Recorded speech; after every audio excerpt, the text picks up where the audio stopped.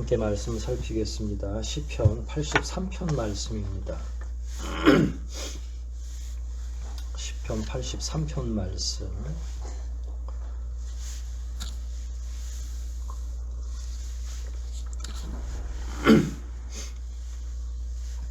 한 구절 한 구절 저하고 교독하도록 하겠습니다. 한 절씩 제가 먼저 읽겠습니다. 마지막 절은 합독합니다.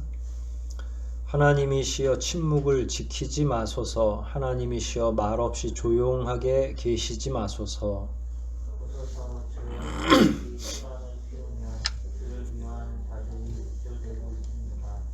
그들이 주의 백성을 치고자 책략을 꾸미고 주께서 보호하는 자를 치려고 음모를 꾸며 말합니다.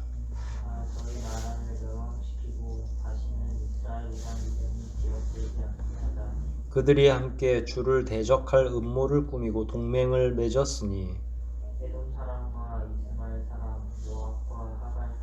그발과 암몬과 아말렉 사람이며 블레셋과 두로 사람입니다. 아시리아 사람들도 그들에게 가담하여 롯의 후손을 도왔습니다. 주는 미디안 사람들에게 행하신 것과 같이 기손 강가에서 시스라와 야빈에게 행하신 것과 같이 그들에게 행하소서. 그들은 엔돌에서 패망하여 그 시체가 땅에 거름처럼 썩은 자들입니다. 그들의 귀족들은 오렙과 스웹처럼 되게 하시고 그들의 통치자들은 세바와 살문나처럼 되게 하소서. 그들은 하나님의 묵장을 소유하자고 말한 자들입니다.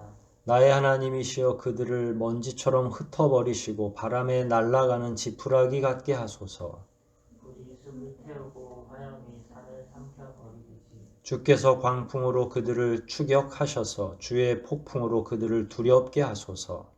여호와여 그들이 얼굴을 들 수 없을 정도로 수치를 당하게 하여 주의 이름을 찾게 하소서. 그들이 수치를 당하여 놀라게 하시며 치욕 가운데 패망하게 하셔서 여호와이신 주께서만 온 세상을 다스리는 가장 높으신 분이심을 알게 하소서. 아멘.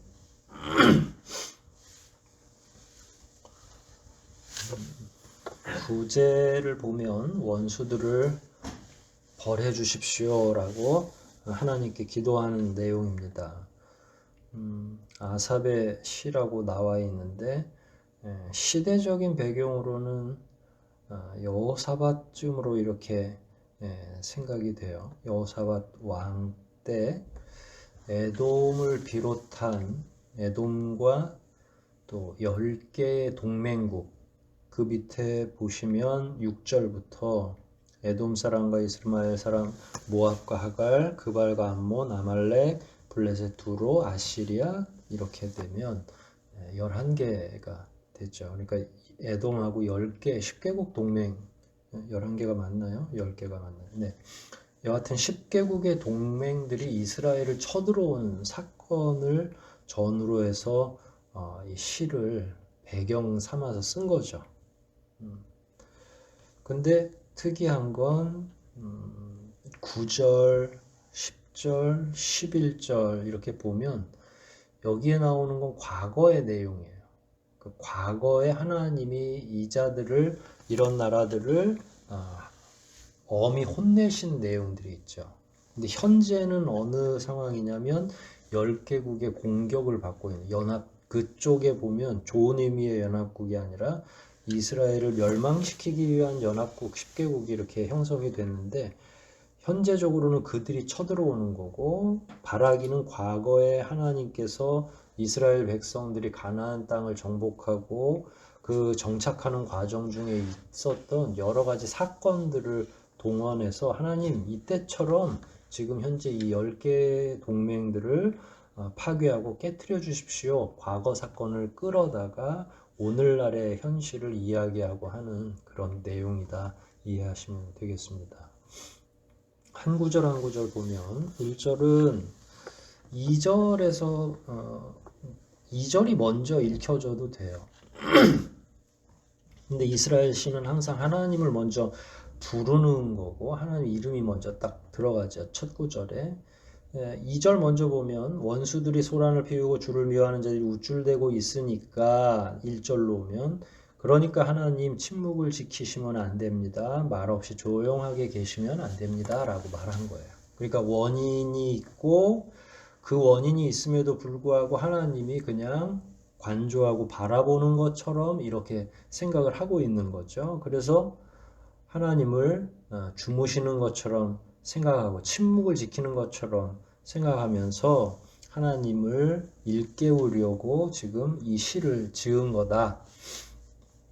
그러나 하나님이 모르고 계시는 건 아니죠. 그러니까 백성들은 답답하기도 하고 상황이 호전되고 있지 않으니까 마음이 불안하고 하니까 이렇게 이야기하지만 하나님 입장에서는 이스라엘 백성들이 충분한 교훈을 받을 때까지는 가만히 침묵하고 계시는 거죠. 그러니까 징계가 필요하면 그 징계 기간 동안에는 징계만 해야죠. 그래야 혼란이 안 생겨요. 징계하다가 뭐 아침에는 징계하고 점심 저녁에는 용서해주고 뭐 이렇게 하면 하나님의 그 어미하심, 통치하시고 다스리는 그리고 마땅히 존중받아야 될 면들이 존중받지 못하잖아요.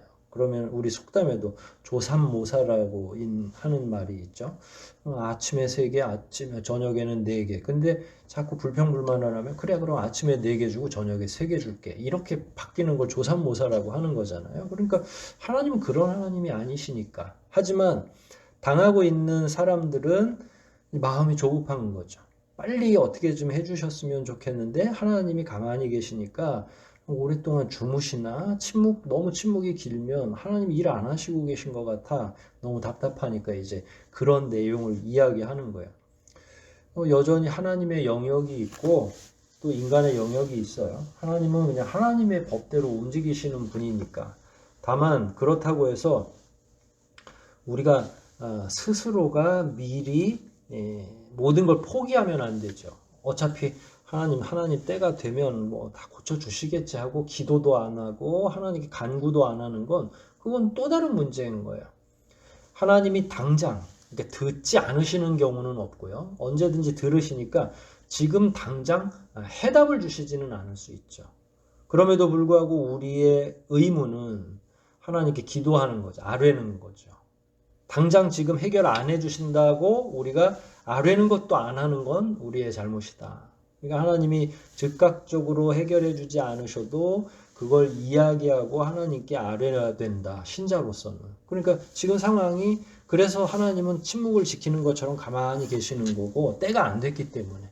그러니까 하나님이 일을 하셔야 되는 거죠. 그러나 아삽은 혹은 이 시를 지은 원래 누가 지었는지는 모르겠지만 이 시를 지은 사람은 그래도 자기 할 몫을 하려고 지금 상황을 하나님께 있는 그대로를 고하는 거죠. 우리도 그럴 때가 있죠. 모든 게 다 하나님의 때를 따라서 진행됩니다 라고 이야기하면 때가 안 되면 그러면 뭐 아무것도 어차피 안 될 거니까 난 기도도 안 할란다 이렇게 생각하는 사람들이 이 시대에도 여전히 있다는 얘기예요. 그러나 그러면 안 된다는 거죠. 그 때는 하나님의 영역이니까 우리가 때를 얻든지 얻지 못하든지 기도하는 건 우리의 의무이기 때문에 무조건 기도하고 하나님은 하나님이 일을 하셔야 되니까 언젠가는 우리의 기도를 들어 응답해 주실 때가 있겠죠. 그런 내용이 1절과 2절 사이에 흐르는 거고 오죽했으면 하나님 침묵을 지키지 마세요 라고 이야기했겠어요. 그러니까 상당 기간 하나님이 가만 놔두는 거예요. 그 이유는 뭐냐면 6절, 7절, 8절에 나와 있는 이 국가들이 지금은 지은이가 마치 적인 것처럼 얘기하지만 지금 남유다 북이스라엘의 왕들은 이런 나라들로부터 이방 종교를 수입을 한 거예요. 그러니까 경건한 사람들은 이런 나라들을 원수로 이야기하고 그들을 좀 없애주십시오라고 이야기하지만 경건치 않은 자들은 이미 오래전부터 통혼, 서로 결혼 관계를 유지하기도 하고 여기 있는 여자들을 시집 오게 하기도 하고 장가가기도 하고 그러니까 어떨 때는 자기들이 막 적극적으로 그런 나라들의 문화나 음란하고 악한 문화 또 우상 숭배하는 문화를 자기들이 다 수입해 놓고 이제는 그들이 동맹을 맺어서 쳐들어오니까 이제는 그들을 적이라고 생각하고 공격적으로 이야기하고 기도하고 있는 중이죠. 물론 하나님은 그런 상황을 알고 계시기 때문에 반드시 이스라엘 백성들을 긍휼히 여기셔서 구원은 해주시겠지만 결국은 처음부터 다 이렇게 된 이치가 본인들 스스로가 우상 숭배를 했기 때문에 생겨난 문제라는 거예요. 그래놓고 이제 해결도 누구한테 해달라는 거예요? 우상 숭배해서 나라가 멸망하게 되고 이방에서 연합군을 만들어 가지고 이스라엘을 쳐들어오니까 결국은 좋을 때는 자기들의 동맹이었다가 이게 나빠지니까 이번에는 하나님께 구해달라고 이야기하는 거예요. 그러니까 인간의 한계가 너무 분명하고 치졸하기도 하고 어리석기도 한 거죠. 하나님께서 우상 숭배하는 자들과 함께 어깨를 나란히 하지 말라고 늘 말씀하시는데도 불구하고 그들과 결혼하고 그들의 문화를 들여오고 심지어 그들의 우상을 이스라엘에서도 숭배하고 있는 그런 가운데 하나님이 이 자들을 책동하신 거거든요. 그래 그러면 이스라엘을 혼 좀 내야겠구나 라고 해서 10개의 나라를 10개의 그 부족 국가들을 하나님이 막 불러 세우신 거죠. 그러니까 이제 혼이 나고 있는 과정인 거고 그 과정에 이제 하나님이 침묵하고 조용히 계시고 이렇게 하니까 그걸 깨우기 위해서 지금 이런 시를 이야기한 거예요. 그럼 그들은 어떤 생각을 가지고 오느냐? 3절에 이 10개국의 악한 자들은 주의 백성을 치고자 책략을 꾸미고 주께서 보호하는 자를 치려고 음모를 꾸며 말합니다. 사실 마땅히 보호받아야 될 사람들은 하나님을 경외하고 경건한 자들이죠. 그런데 이미 이때에는 그런 경건한 자들이 길 어귀에 끌려나가서 매를 맞던지 곤란을 당할 정도로 우상숭배가 아주 여기저기에서 치밀하게 일어나고 있던 때죠. 그래서 아무려면 하나님이 불의하지 않은 그러니까 무죄인 자들을 이렇게 고통에 몰아넣으시겠나. 정작 구해야 될 자들은 하나님이 다 구하시고 있는데 그럼에도 불구하고 이제 아삽은 다른 백성들도 다 구해주시기를 원하고 있는 거죠. 그래서 그냥 주의 백성이라고 통칭하는 거예요. 근데 사실 얼마 전까지만 해도 이 자들은 하나님 싫다고 생각하고 눈치 보면서 우상숭배하던 자들 있죠. 하나님 백성이 맞아요? 아니에요?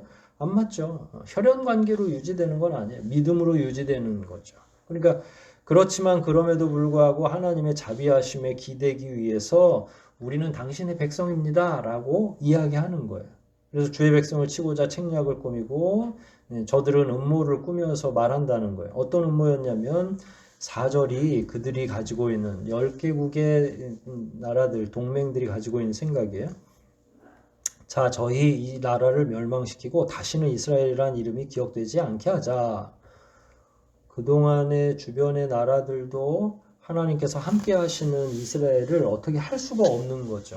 지금도 상황 보면 알잖아요. 10개의 부족국들이 동맹을 했어요. 한 나라를 치기 위해서. 그러면 이스라엘이 만만하다는 거예요? 만만치 않다는 거예요? 10개가 합칠 정도면 만만치 않다는 거잖아요. 그럼에도 불구하고 쳐들어올 수 있는 기회가 생긴 거예요. 왜냐하면 정치가들로부터 시작해 왕으로부터 시작해서 일반 백성들까지 우상을 숭배하느라고 정신이 없기 때문에 그래서 10개들이 그냥 한 번에 가서 다 끝을 봅시다 이렇게 해서 이스라엘을 쳐들어오는 거고 그들은 이스라엘이라는 이름은 이제 기억되지 않게 그냥 싹 쓸어버리자 하고 내려온 거예요. 근데 이스라엘이라는 이름은 누가 준 거죠? 하나님이 주신 거죠. 돌베개 베고 나서 막 씨름하고 결국 하나님과 겨루어 이긴 자라고 하는 야곱이 받은 그 이름에서부터 하나님이 그 이름을 허락해 주셨는데 자기들이 이제 그 이름을 지워버리겠다는 거예요. 그 10개 동맹들이. 그러니까 한편으로는 이스라엘 백성들은 우상숭배하느라고 악하고 어리석은 거고 그렇다고 그럼 하나님이 쳐들어오는 자들을 또 편을 들어주시진 않잖아요. 그러니까 시간은 끌 수 있지만 그렇다고 영원히 이스라엘을 막 멸망시키거나 할 상황은 아니니까. 그래서 이스라엘 백성들도 별로 지금 하나님께 호응을 못 받는 자들이고 우상숭배를 하는 10개의 나라는 뭐 더더군다나 그렇고. 그러니까 하나님 앞에 예쁨을 받을 수 있는 사람은 지금 아무도 없는 거죠. 이 상황에서는. 5절입니다. 그들이 함께 주를 대적할 음모를 꾸미고 동맹을 맺었다. 그게 10개의 나라들이, 부족 국가들이 맺은 동맹이죠. 그 동맹들은 근데 알고 보면 에돔, 이스마엘, 모압, 하갈 이 사람들은 전부 원래는 아담으로부터 시작돼서 심지어 아브라함 지나서까지 다 한 핏줄에서 나온 거예요. 그러니까 아브라함부터 이렇게 흩어지는 거죠. 에서 이삭 할 때 에돔 사람이 거기 에서로부터 나온 거고요. 그러니까 그런 방식으로 뿌리가 밖으로 나갔는데 이 사람들은 다 경건하지 않은 사람이에요. 원래는 다 같은 동일한 핏줄에서 나갔는데도 불구하고. 그러니까 이 역사라고 하는 게 참 모순 덩어리인 거죠. 한 핏줄에서 이렇게 많은 나라들이 흩어져 나가면서 동시에 그 나라들은 전부 하나님이 강하게 역사하지 않으니까 다 제각각 갈 길로 가면서 우상 숭배를 하고 때에 따라서는 하나님께서 세우신 이스라엘이라고 하는 나라를 없애려고 하는 일까지도 지금 벌어지고 있는 거니까 역사라고 하는 건 참 아쉬움도 있고 어떻게 보면 악한 자들이 계속 끊임없이 악을 꾸며가면서 이렇게 만드니까 하나님으로서도 참 이게 한심하기 그지없는 역사가 되는 거죠. 하나님께서는 분명히 의로운 자들을 통해서 하나님의 역사가 이어지기를 원하는데 그렇지 않고 자꾸 그릇된 행동을 함으로써 다른 핏줄들이 생겨나는 거죠. 하나님은 분명히 이삭을 주시겠다고 했는데 그걸 못 참고 다른 방식으로 자녀가 태어나거나 이런 방식들이 결국은 나중에 보면 화근이 되고 문제를 일으키는 거죠. 그런 내용들이 6절, 7절, 8절에 그 나라들이 어떤 나라들인지를 보면 결국은 처음에는 한 핏줄에서 나간 그런 나라들이라는 거예요. 그게 8절까지의 열거된 10개의 나라고요. 9절에서 이제 본격적으로 요청하는 거예요. 하나님께 이렇게 좀 해주세요.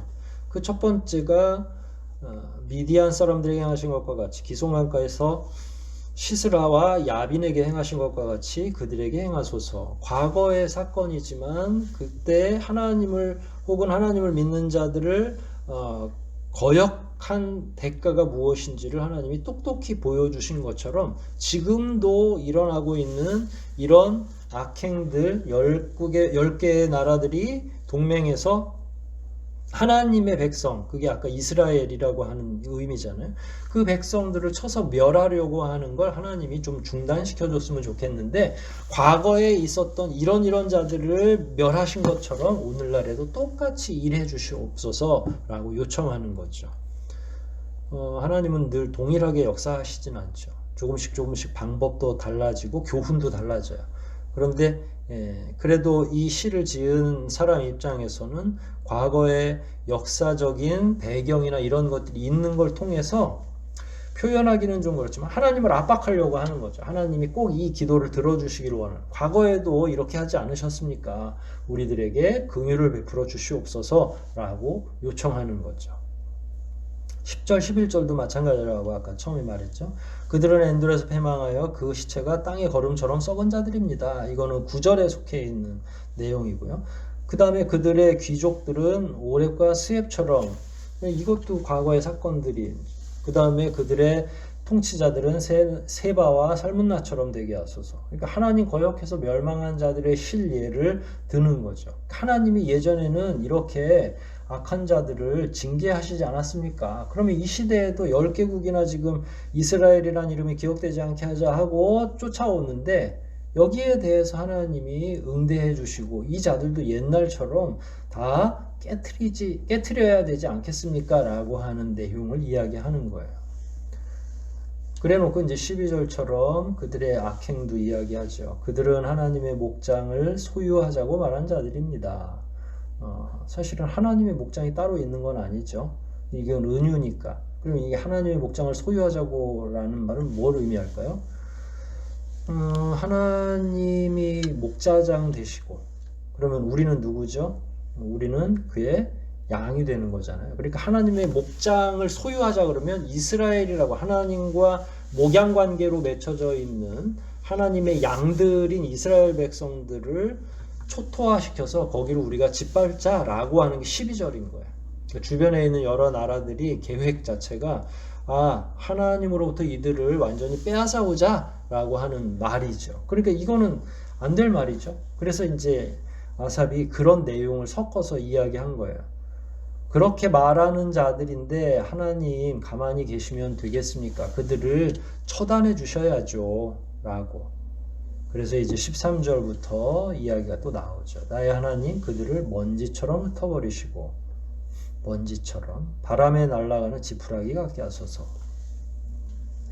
먼지처럼 또 지푸라기 같이 이 나라 가면 이 지역을 가면 그런 바람이 불면 실제로 스산하기 그지없고 건불 같은 것들이 막 여기저기 굴러다니는 거예요. 그러니까 그런 거를 하나의 실례로 위에서 하나님의 목장을 소유하려고 하는 악한 자들을 그냥 건불처럼 바람만 불어도 휙 하고 사라질 그런 자들처럼 만들어 달라고 하는 거죠. 사실은 지금은 그런 게 아니라 오히려 7절, 6절, 9절, 8절, 9절 이렇게 쭉 나가보면 이 자들이 막 지금 우는 사자처럼 달려들어요. 건불 같은 자들이 아니에요, 지금은. 하지만 그걸 요청하는 거죠. 저들을 좀 날아다니고 있는 지푸라기 같이 만드셨으면 좋겠습니다.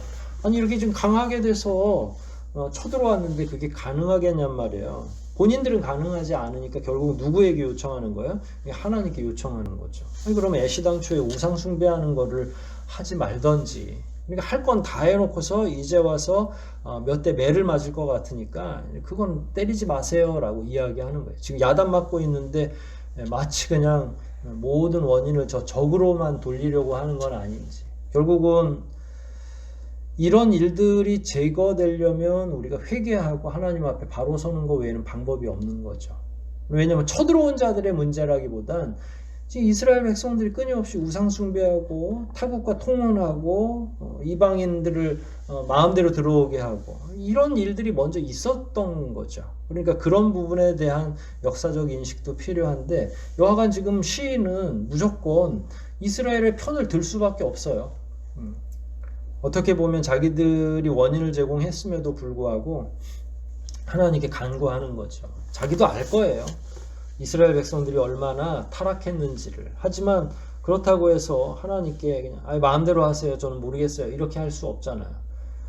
이렇게 뭔가 시를 지을 수 있고 노래를 부를 수 있는 사람들의 의무가 있는 거예요. 시대적으로 나팔의 역할을 하는 거죠. 그걸 하나님을 향해서도 말씀드려야 되고 백성들에게는 하나님이 어떤 말씀을 하셨는지를 전달해 줘야 되고 그걸 프라핏이라고 예언자라고 하는 이유가 그거죠. 예언자들이 나팔을 열심히 불어서 악한 자들을 일깨우는 거예요. 거룩하고 정직한 자들도 격려해 주는 거죠. 그래서 지금 상황상으로는 하나님이 결코 들어줄 수 있는 그런 상황은 아니에요. 왜냐하면 원인 자체가 본인들이 우상 숭배하면서 생겨난 일들이기 때문에. 그럼에도 불구하고 하나님께 다시 한번 간청드리는 거예요. 이게 중보의 역할을 하는 사람들이 갖고 있는 어쩔 수 없는 운명 같은 사역이죠. 14절에도 13절 내용과 같아요. 불이 숲을 태우고 화염이 산을 삼켜버리듯이 주께서 광풍으로 그들을 추격하셔서 주의 폭풍으로 그들을 두렵게 하소서. 광풍이나 폭풍은 그냥 규모가 좀 큰 태풍급이라고 생각하시면 될 것 같아요. 이제 그 악한 자들을 바람으로, 근데 이게 그냥 뭐 살살 바람 불어서는 안 되니까 큰 태풍으로, 광풍으로 그들을 처리해서 두려워서라도 도망가게. 이 맥락은 왜 그러냐면 유대인들이야 워낙에 성경이 있고 하나님께서 인격적인 분이고 영이시라는 건 알잖아요. 하지만 우상 숭배하는 나라들은 바람도 신으로 아는 거죠. 바람이 갑자기 막 급격하게 불거나 광풍이 혹은 태풍이 막 몰아닥치면 두려울 수밖에 없는 거예요. 이 시기에, 이 당시에는. 뭐 예나 지금이나 비슷하죠. 지금도 기후가 안정하지 않고 막 지진이 일어나고 그러면 사람들 마음이 어떻겠어요. 그리고 영적으로 연결되어 있지 않을 수도 있지만 하여간 뭔가 우리가 죄를 져서 그럴까? 이런 일들이 벌어지는 것일까? 이렇게 반문해 볼 수 있잖아요. 뭐 여하튼 그들에게 있어서는 폭풍 자체도 우상에 속해 있는 거니까. 그래서 그들이 바람만 불어도 무서워하게 만들어 달라는 거예요. 15절은. 그 다음에 16절이에요. 여호와여 그들이 얼굴을 들 수 없을 정도로 수치를 당하게 하여 주의 이름을 찾게 하소서. 그들이 수치를 당하여 놀라게 하시며 치욕 가운데 패망하게 하셔서. 그러니까 자꾸 수치 이야기 나오는데 다른 수치는 없어요. 그냥 우상들, 이들이 만약에 우상을 가지고서 출정했다면 그걸 다 깨트려 버리는 거죠. 그 다음에 장기적으로는 이 싸움은 지금 하나님이 주도하셔야 되는 거니까 전쟁에서 이기면 그들은 수치를 당하는 거예요. 완전하게. 왜냐하면 이 당시에는 말씀드리지만 늘 신과 신들의 전쟁이기 때문에. 그러니까 참 하나님과 우상 숭배하는, 그리고 우상 숭배자들이 만든 신하고 싸우는 거예요. 그러니까 그들이 부끄러워하려면, 신이 무릎을 꿇으려면 하나님이 크게 역사만 하시면 되죠. 왜냐하면 여기에 이 우상 숭배하는 자들의 신이라고 하는 건 진짜 신이 아니니까 가상이고 이름만 있는 거고 능력은 전혀 없는 거니까 그게 이제 수치를 당하게 해달라는 거예요. 그들을 아주 납작하게 만들어 달라고 하는 거죠.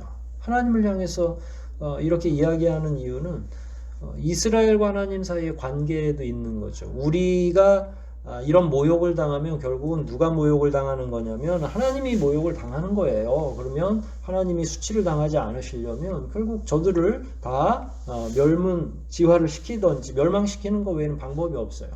수치를 당하게 해달라고 하는 건 바로 그런 내용인 거죠. 어떻게 보면 수치를 당하게 해달라고 하는 것 자체가 굉장히 그 큰 의미의 저주 같은 거죠. 마지막 18절입니다. 이렇게 해서 내용이 쭉 왔는데 굉장히 뭐라 그럴까요? 그냥 늘상 있는 그런 언어로 표현한 거죠. 그렇게 해서 수치를 당하고 놀라게 하고 치욕 가운데 패망하게 하신다면 결국은 하나님이 제일 높으신 분임을 만방에 알리는 겁니다. 그러니까 이 싸움은 우리가 그 자유를 얻어서 좋지만 하나님께도 손해가 되지 않는 싸움입니다 라고 말하는 거예요. 왜냐하면 하나님의 이름이 높임을 받을 것이기 때문에 이 싸움에서 이기는 것. 그러나 해방은 실제로 누가 되는 거죠? 유대인들이 해방되는 거죠. 그러니까 자기들을 해방시켜 주셔서 하나님도 수치를 당하지 마시고 모든 이들이 우러러 볼 수 있는 진짜 참 하나님이심을 좀 드러내 주십시오라고 하는 거예요. 이게 전체를 내용을 놓고 보면 죄는 자기들이 져놓고 이제 처리는 누구한테 요청하는 거예요? 그러니까 하나님께 그런 처리들을 다 해달라고 요청하는 거죠. 우리는 어떻습니까? 우리도 사실 이 시편에 나와 있는 오늘 본문에 나와 있는 몇몇 내용들은 우리도 늘상 하나님 앞에 어리석게 굴 때마다 드러나는 일들인 거죠. 늘 경건하게 살아야 되는데 문화적으로나 여러 면에서 하나님 앞에 부끄러운 삶을 살 때도 있죠. 하나님이 원치 않는 우리가 오늘날 그리스도인들이 성경을 그렇게 많이 읽었는데 우상 숭배가 있을까 하는데 우상이라고 하는 건 손으로 지어진 것뿐만 아니라 내 마음속에 하나님보다 더 중요한 것들이 많아지는 것도 우상에 속해 있는 거죠. 거기 몰두하는 게 숭배하는 거예요. 자기 자신을 하나님 앞에서 어떻게 살아가야 할지를 여쭙고 하나님과 대화하고 사실은 이런 시간도 부족하다면 부족한 건데 오히려 다른 데 정성을 쏟기도 하고 거기에 우리의 마음이 홀딱 이렇게 빠져 있다고 하면 그건 하나님께 굉장히 서운하게 만드는 일이죠. 결국은 하나님이 가장 높으신 분이라는 사실을 삶에서 우리 스스로가 증명할 필요가 있죠. 하나님 중심적으로 생각하고 행동도 하나님 중심적으로 해야 되는 거고. 이제 그런 게 안 될 때에는 10개 동맹 아니 20개 동맹씩 맺어가지고 막 쳐들어오겠죠. 우리의 현실 자체, 내 삶 가운데서 느껴지는 분주함이나 혹은 뭔가 실패하는 일들의 원인은 하나님이 실패케 하신 게 아니라 우리 스스로가 제공한 거죠. 하나님이 바라지 않는 우상 숭배를 하거나 그런 문화에 젖어 있거나. 따라서 벗어나는 길은 하나님도 역사하셔야 되지만 우리 스스로도 자기 각자의 죄를 하나님께 고백하고 용서를 빌 필요가 있는 거죠. 오늘 말씀에는 그 이야기가 없어요.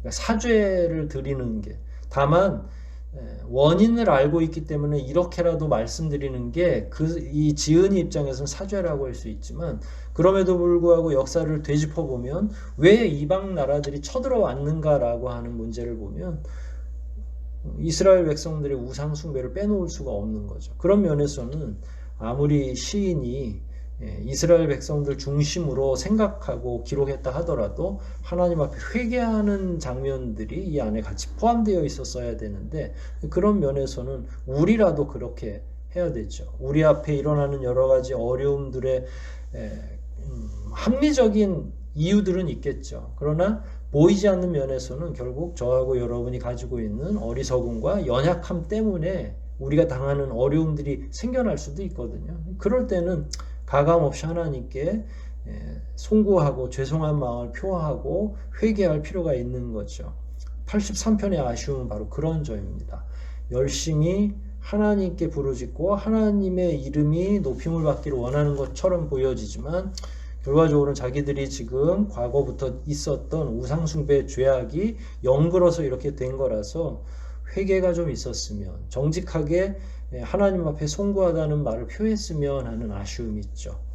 시편의 지은이는 그렇게 하지 못했다 하더라도 저와 여러분은 삶 속에서 하나님 앞에 더욱 정직하게 살아낼 뿐만 아니라 우리가 당하고 있는 여러 가지 어려운 일들 가운데 때로는 직접적이진 않더라도 우리 때문에 생겨나는 일들이 상당수가 많이 있죠. 그걸 누군가를 원망하는 일로 소모하는 것이 아니라 정직하게 하나님 앞에 나아가는 것으로 제대로 이해하고 제대로 해결할 수 있어야 그 사람이 거룩하고 경건한 삶을 사는 신자로 살아가는 게 아닐까요? 그런 면에서 저와 여러분도 다시 한번 본문들을 잘 생각하면서 우리는 지금 어디를 걸어가고 있는가? 우리는 어떤 위험을 당하고 있는가? 그 위험이 혹시 나의 어리석음으로 생겨난 건 아닐까? 그렇다면 나는 하나님께 막 간구하는 것도 중요하지만 회개하는 것도 매우 필요하고 중요하다. 이런 점들이 우리 가운데 잘 정리되고 하나님 앞에 늘 정직하고 선한 방식으로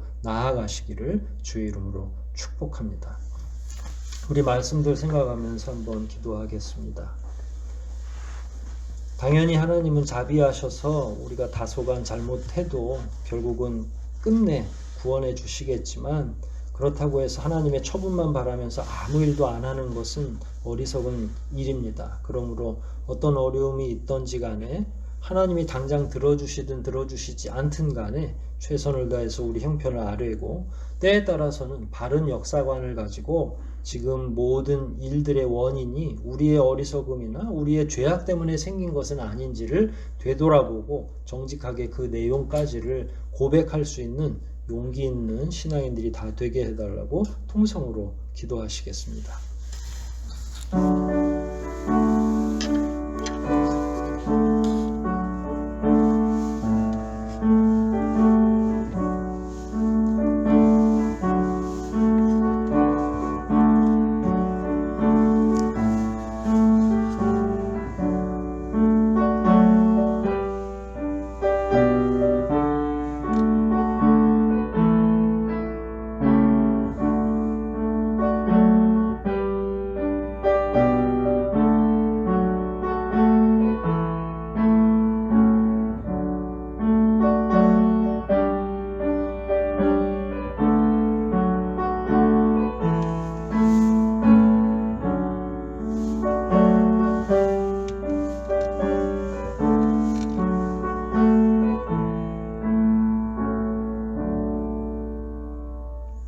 하나님 아버지 감사합니다. 오늘도 말씀을 통해 교훈해 주시고 그 교훈을 통해 우리의 현실도 바라보게 하시니 감사합니다. 우리 앞에 벌어진 여러 가지 어려움들 가운데 그 원인이 우리 스스로에게 있는 것을 바라본다면 마땅히 하나님께 회개하고 송구한 마음으로 나아갈 수 있는 용기 있는 신앙인들이 다 되게 도와주시고, 뿐만 아니라 우리 가운데 저희들은 잘 알지 못하는 원인으로 인하여 생겨나는 어려움들이 있거든 하나님께서 하나하나 해결해 주시고 주의 자녀들이 끝까지 이 삶 속에서 하나님과 더불어 경건하고 거룩하게 살아갈 수 있는 길을 열어 주시옵소서. 이 시간도 말씀으로 함께 해주신 것 감사를 드리고, 특별히 함께 하지 못한 많은 교우들도 하나님께서 동일한 은혜로 채워주시옵소서. 돌아가는 발걸음도 인도해 주시고, 주일에 다시 만날 때까지 하나님의 은혜의 장중 안에 함께 있을 수 있도록 우리 모든 공동체 식구들을 복내려 주시고 인도하여 주시옵소서. 모든 것 감사를 드리며 예수님의 이름으로 기도하옵나이다. 아멘.